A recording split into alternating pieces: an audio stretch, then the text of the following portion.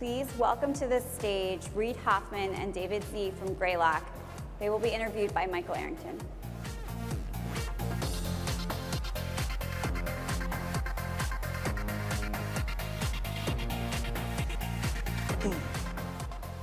I think they've woken up a little bit. The first interview is always tough, so they're like, oh.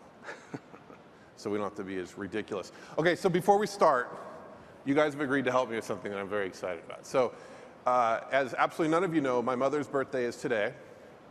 And every single year I've missed it because Disrupt every single year for the last however many years has fallen on my mother's birthday. And so it's just really sad that I've never been able to be with my mother on her birthday. So we've prepared something special today. And it's just sort of a message from my mom, and you guys have agreed to help. And so hopefully she'll be able to watch this from home. So happy birthday, Mom, if you're there. If you're, and I'll also say, this is, oh, come on, guys. Come on, be mature.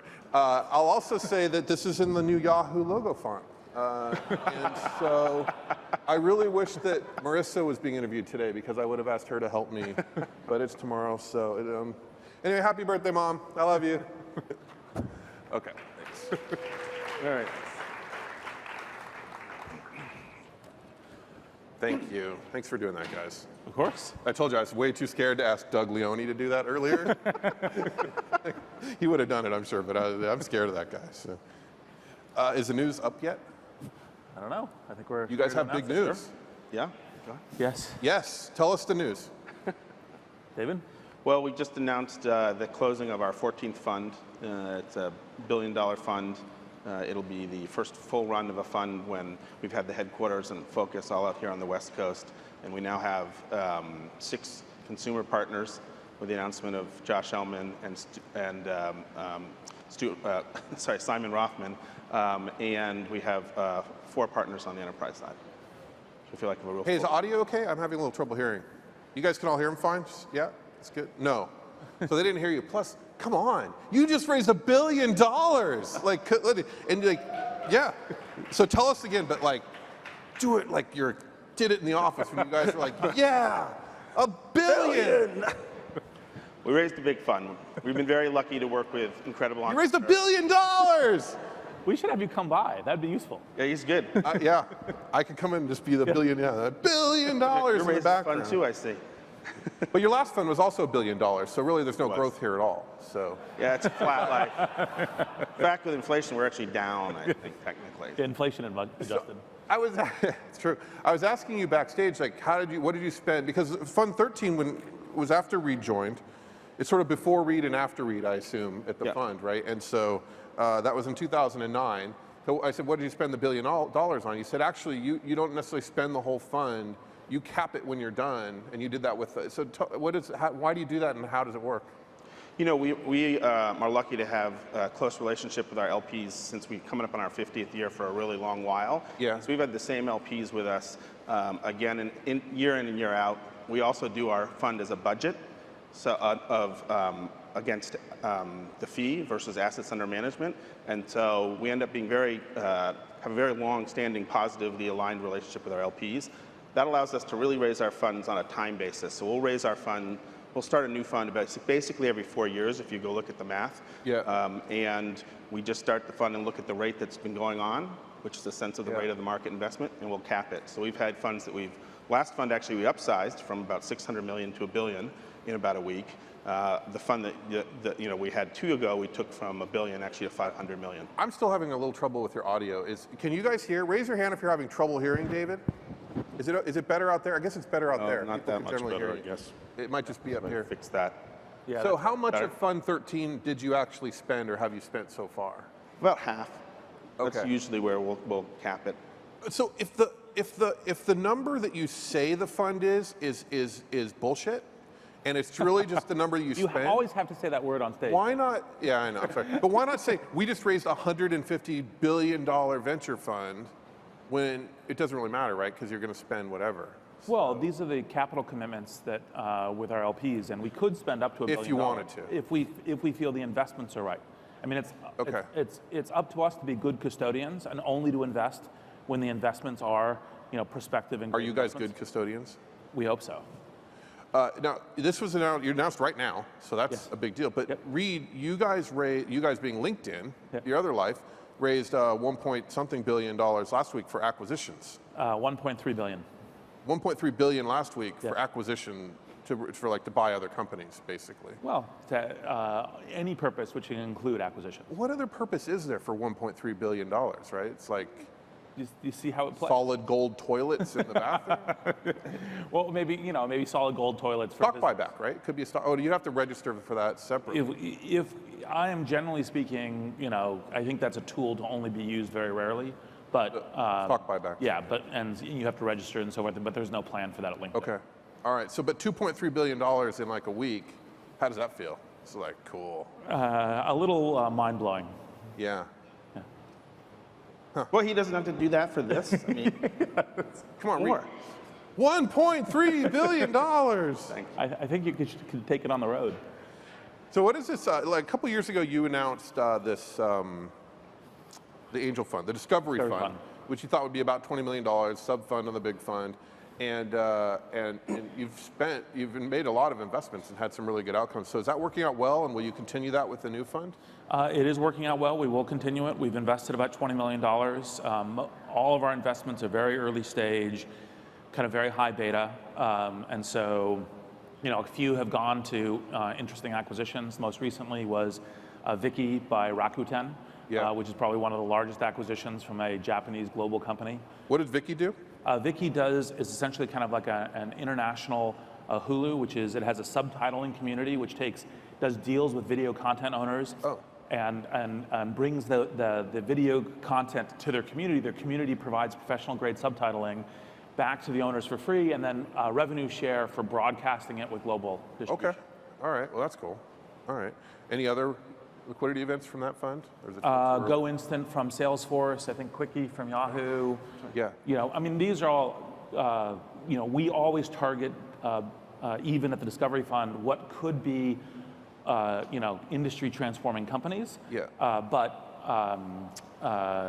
So acquisitions are always, they're great exits, but they're not actually what we target.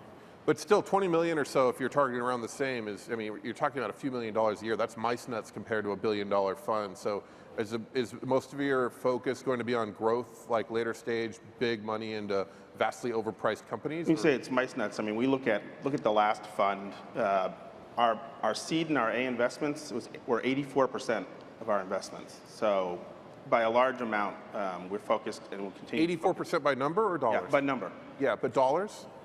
With dollars and returns, they'll end up being the same. There'll be more. There'll be a much greater return. And so,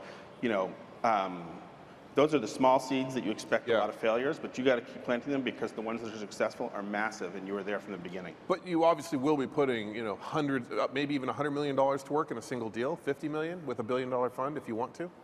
We can, for sure. You've got to do something with that money, right? We have.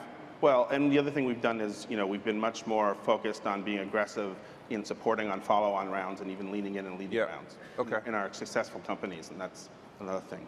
What will the return be on Fund 13 is your guess? You're allowed to talk Too about early. it now, Halfway right? through, you wouldn't be What able was to tell. 12? We don't really talk about it. You don't really talk about it, no. Sorry. All righty. I wish you guys would let me invest in the fund, and then I'll get the financial statements, and we could, You get a lot more than that, too. can't afford to invest in your fund. What's this marketplaces fund that you guys are doing? This is another So we just announced this, I think it was last week or the week before, the Marketplaces Initiative. One of the things that we've realized is with the increasing ubiquity of essentially everybody connected online, mobile connectivity for anywhere, anytime, that begins to allow a lot of new marketplaces to evolve. Airbnb is, I think, an awesome example of the beginning of that, which is the notion of... You were the guy that invested in Airbnb when every single other person had said, right? Is that right? No, I don't think so. I think you were at a 30 valuation you invested?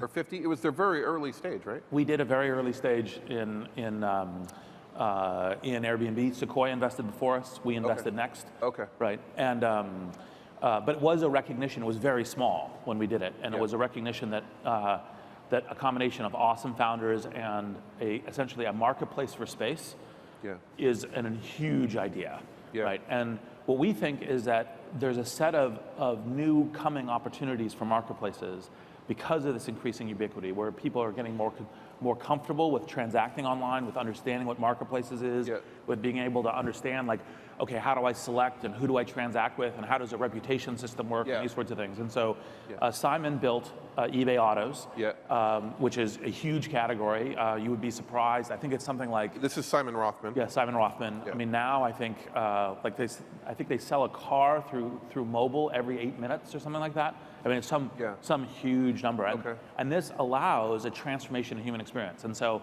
obviously with PayPal and Airbnb, I've had a bunch of marketplace experience. And so So this fund is focused on the person-to-person, like eBay, sort of 3.0, the Airbnb, the Rovers of the world, stuff like that. Rovers for dog sitting. Marketplaces, they don't all need to be exactly person-to-person. Many of them are. Okay, so what are some of the new investments you've made in this? Are there any that you can talk about yet? I don't think there's anything we can talk about yet. What spaces are you excited about here? Well, actually, we're excited in anything that can get to, say, 1 billion plus in GMV with good growth, in terms of the but what are those spaces that you think? Well, I think, let's see, what can you could talk about? I think that there is interesting things around, for example, I actually think there's a variety of work marketplaces that will essentially get there. I would like to set up like a low-cost dentistry business, right? For like $20, I'll clean people's teeth or like fill their cavities, or medical services and things like that. Medical would obviously you have quality control issues with some of these, right? Well, and you have to get all of that right. But if you get it right and it's broad enough or deep enough within human experience, you can create an enormous amount of value. Would you ever consider letting someone come and stay in your house for $50 a night? Would you ever let someone rent your car? Yeah, but the great thing is the people that would like to do that now have the opportunity to do that, right? And there's a marketplace for matching to the person that really wants to stay in someone's house. But I have a point, right? Which this. Like, you saw Airbnb early, but I remember I first saw, I'm like, I don't know. I'm not sleeping. So how do you know? Like, all of these sound completely ridiculous. Well, I'll say this. I think, one of the things we believe, certainly in hiring our partners, you see are folks with a lot of experience in the domains they're investing in. And if you look at Reid, he's seen this in a number of places in his career, LinkedIn certainly being one, where the instinct about what it feels like when a marketplace starts to bootstrap itself up. I think that's often hard to explain. And that's why more people can't do it. Right, it's the experience. And so when we look at our partners, we've hired partners that have worked 10, 15 years in the domains that they're going to invest in. And we think that's actually why, which is why Reid can see marketplaces that I can't see. I'm with you. Quite honestly, I was on record not quite getting why that exact question would happen. But when you have in your partnership the person that really has been there, they can look at the 5 deals that look exactly the same to everyone else and say, that one's really interesting.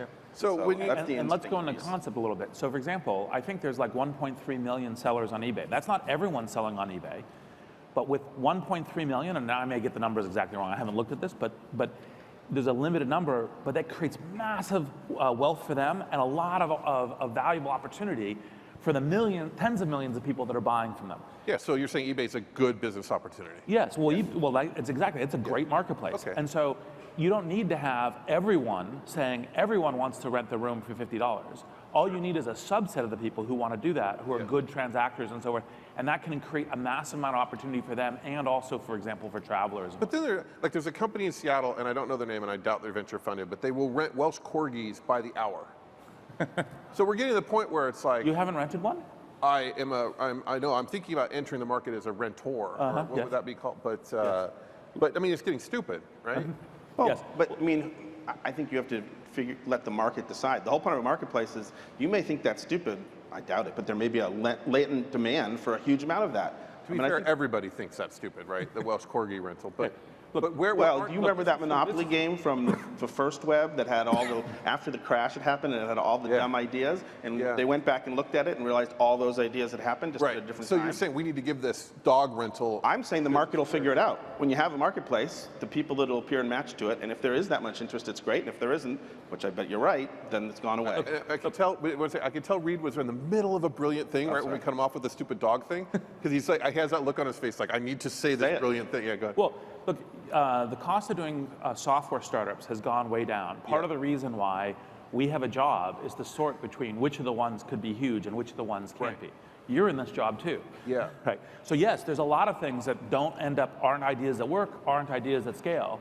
And part of what our job is to figure out which of those ones have that potential, have that possibility early, such that it's a good investment that then grows into something that's industry transforming. And that's what we do. Is it really, at the partner meetings, is it really so like exaggerated now that Reid's sitting there going, I got a feeling about this, and it's just something really like you don't get it, and you guys are like, we're in, because no, it's both. I mean, you need, but I do think at the end of the day, we do hire our partners for their combination of the analytics and the instinct, and so we'll listen to the thoughts of, and I think we're a reasonably thoughtful group. We'll listen to thoughts on why something might be the case, but often you can have someone with instinct tip a couple subtle points.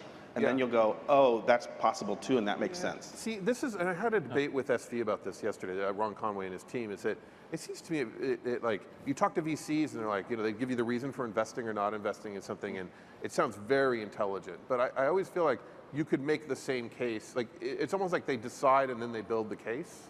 Sometimes, like. So do you want to make a case for investing in a marketplace for Welsh Corgis? No, but I could see with Airbnb not investing and making a very strong, intelligent case until you're proved wrong. So I think that almost... So isn't it all gut? No, I think almost every great investment has a contrarian check, which is a lot of people will think that that's a bad investment. But you have a good reason for thinking it's a good investment. Right. And we'll get to scale. Yeah. And those are typically the unusually great investments. So, for example, when David did LinkedIn, we were this tiny little thing relative to Friendster at the time, MySpace at the time. There was Spoke. There was any number of these things. Yeah. And part of David's judgment when he was looking at LinkedIn was, look, when I do my due diligence, a bunch of my friends tell me this is like sending out a bunch of email spam. They don't know what it's for, et cetera. But I see the potential in what it can be. Yeah. And that kind of contrarian instinct is the thing that leads to the huge outcomes. We actually analyzed all our deals and looked at the voting patterns by the partnership, see what the patterns were, which is fascinating. And it actually caused us to change our process. That's interesting. When we looked at the voting, deals... So you don't need to be unanimous on a deal? No. We're almost never fully unanimous. We prefer not to be unanimous. At the end of the day, when we looked at our data, the people that voted a company was really bad. When we all voted that the company was bad, it was bad. So that generally worked out. Yeah.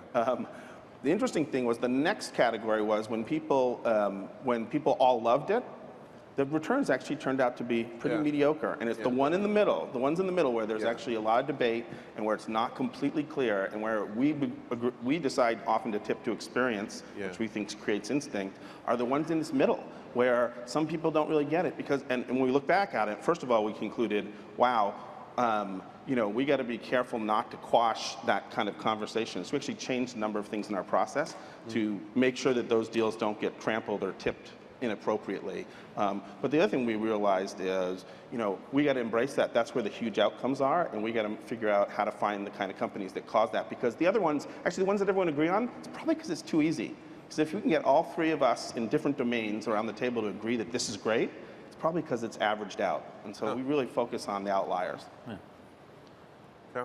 So you're looking for the thing that looks contrarian, but actually has the real ability. Experience is one, passion from partners is another one, great entrepreneurs is another one.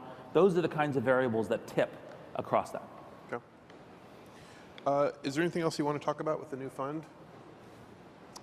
I think we feel, we're mixing two things. We're missing, well, it's true. We feel like we have a world-class team on the enterprise side, and they're making, have made great investments like Workday and Palo Alto Networks, both of which were seeded and incubated in our offices. They have a great team that knows that domain as the server infrastructure moves up into the cloud, and so those guys have been killing it. I mean, they've just done an incredible job. They're not as fun to cover for the press, they're not as sexy, but that's an unbelievable business. Super excited about that. I mean, the other thing that we've been doing is there's a bunch of things. Wait, what was sexy? Because I was like zoning out. Was it Workday? So far, so good, but I don't think that. No, actually, it was like, what was it that was sexy? I forgot from the beginning because it was something enterprise, right?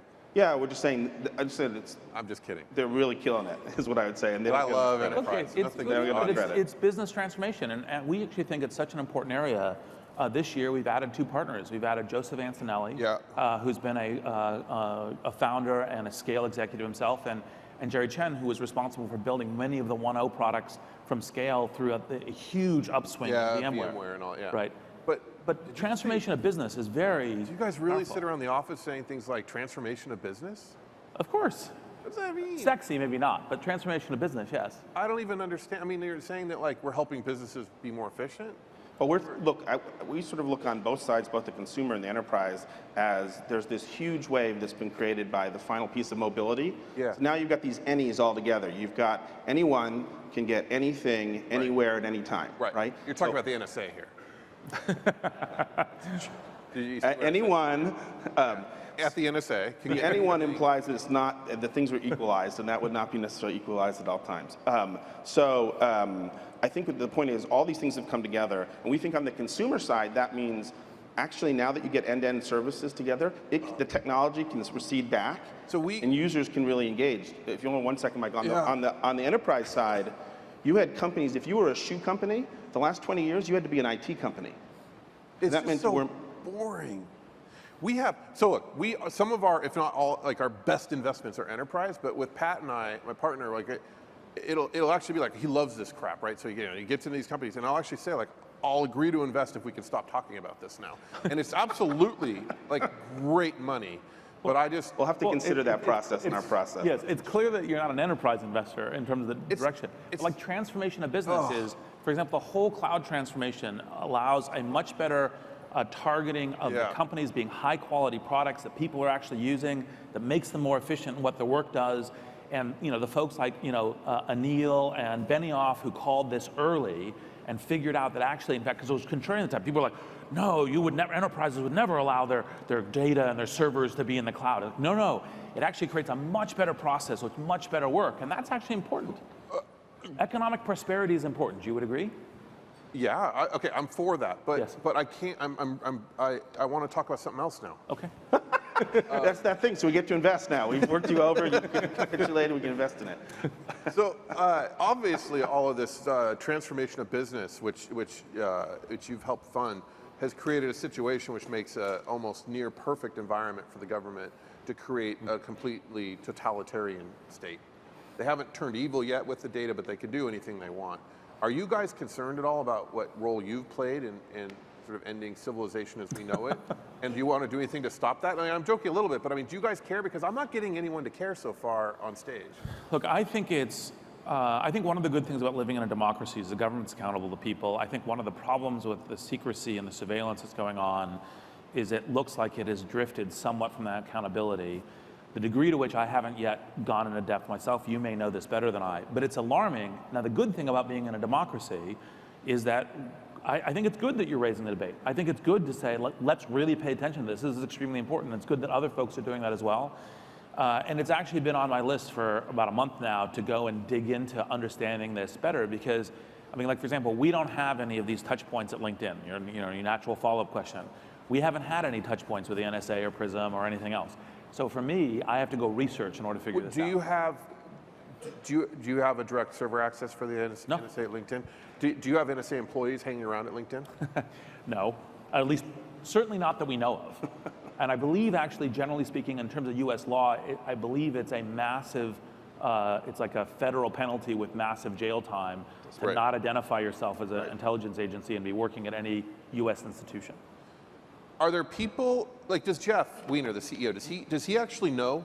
I mean, some of this stuff, when the government requests come in for data, you have to have some kind of security clearance, and sometimes the CEO and executives don't even know. Well, are there things going on that maybe you don't even know about? As chairman of the board, and Jeff's and I offices are next to each other, so we work together, I'm pretty sure we would know, and we have an awesome GC, Erica Rottenberg, who is very on top of these issues. So I would be highly surprised if there was anything going on that I wasn't informed about. So you think there's not a lot of terrorist plots being hatched on LinkedIn? I don't think the government doesn't care as much. That's probably true. Okay. All right. But are you more afraid of terrorism or the U.S. government? Myself, I am more afraid of terrorism. I'm aware from your comments yesterday that you think that the U.S. government is engaging in that was my terrorism. trick question, Yes, right? I understand. Yeah. Yes, but once you do it once in front of a video camera that's broadcast to the world, it's a little hard to do the same trick question again. I need to think up an But you expression. tried. Almost got it. Yes. Well, it was seeing if I was paying attention. But I think that look, I think terrorism results to essentially violence, right? Bombs, that Yeah. sort of thing. And there is some violence that comes out of it. I don't think there's any violence that comes out of, well, if there's any violence that comes out of it that is other than publicly reported, that's a serious issue, right? But David? I believe this is a huge issue, and as things come forward, it will be clarified just how big and how it's going to get solved. I guess I've more faith in the balance of democracy that it is out in the open. There's a lot of awareness. People like you are jumping quickly to sort of push it even further. I think that's part of how the system works. And so my biggest thing is get it out in the light of day and have it be part of the democracy. Yeah, well, thank God it has gotten out a little bit. But one of the reasons why I'm more afraid of the government than terrorism is the studies I'm reading that talk about how people who are surveilled go nuts, right? Mass populations, East Germany, et cetera, that you can't sort of stay sane as a population when you're being watched, even if the government isn't really doing anything. That's what concerns me, is that we'll all go crazy as a country over time. And I don't know. It just seems like Silicon Valley is the epicenter of this because this is where all the data is. well, I think it's definitely something, I think you're right, that it's something we need to give careful thought to, because a lot of the technologies that get created here are involved in this mix. Yeah. All right. It's good to have you diving into issues. Yeah, but anyway. All right, well, thank you very much. And congratulations on the new fund and all the enterprise crap, right? So, great. Enterprise Gold. $1 billion Enterprise Gold. in business transformation. Yes. Woo! Happy birthday to your mom. Thank you. Yeah, I'll let her know that she knows you said that. So. Yes. Thanks, guys. All right, cool.